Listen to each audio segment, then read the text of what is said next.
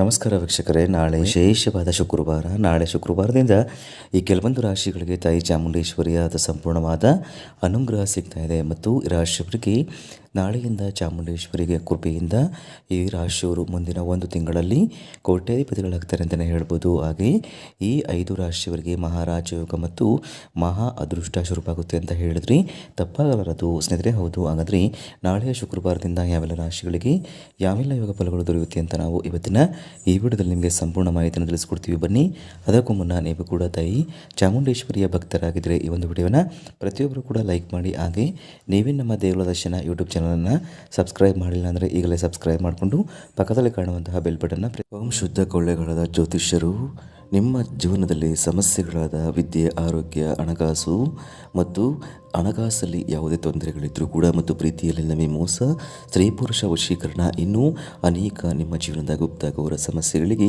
ಎಲ್ಲಿದೆ ಶಾಶ್ವತ ಪರಿಹಾರ. ಕೇವಲ ಒಂದೇ ಕರೆಯಲ್ಲಿ ನಿಮಗೆ ನಿಮ್ಮ ಸಮಸ್ಯೆಗಳನ್ನು ಬಗೆಹರಿಸಿಕೊಡಲಾಗುತ್ತದೆ.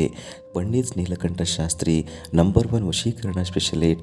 ನಿಮ್ಮ ಜೀವನದಲ್ಲಿ ಇರುವ ಸಮಸ್ಯೆಗಳನ್ನು ಬಗೆಹರಿಸಿಕೊಳ್ಳಲು ಈಗಲೇ ಕರೆ ಮಾಡಿ. Mobile number 9036367905. ಈಗಲೇ ಕರೆ ಮಾಡಿ ನಿಮ್ಮ ಸಮಸ್ಯೆಗಳನ್ನು ಬಗೆಹರಿಸಿಕೊಳ್ಳಿ ಸ್ನೇಹಿತರೆ. ಹೌದು, ನಾಳೆಯಿಂದ ಈ ರಾಶಿಯವರಿಗೆ ಹಣದ ಮಳೆ ಮತ್ತು ಈ ರಾಶಿಯವರಿಗೆ ರಾಜಯೋಗ ಆರಂಭವಾಗುತ್ತೆ. ಇಂದು ನಾಳೆಯ ಒಂದು ಪರಿಣಾಮದಿಂದ ದೈನಂದಿನ ಪ್ರಮುಖ ಕಾರ್ಯಗಳನ್ನು ನೀವು ಯಶಸ್ವಿಯಾಗಿ ಪೂರ್ಣಗೊಳಿಸ್ತೀರಿ ಮತ್ತು ಇವರ ಖ್ಯಾತಿಯು ಕೂಡ ಹೆಚ್ಚಾಗ್ತಾ ಹೋಗುತ್ತೆ. ಸಂಗಾತಿಯ ಸಲಹೆಯೊಂದಿಗೆ ಮಾಡಿದ ಕೆಲಸದಿಂದ ನಿಮ್ಮ ಸಂಪತ್ತು ಹೆಚ್ಚುತ್ತೆ. ನೀವು ಸಾಮಾಜಿಕ ಕಾರ್ಯಗಳಲ್ಲಿ ಸಕ್ರಿಯವಾಗಿ ತೊಡಗಿಸಿಕೊಳ್ತೀರಿ.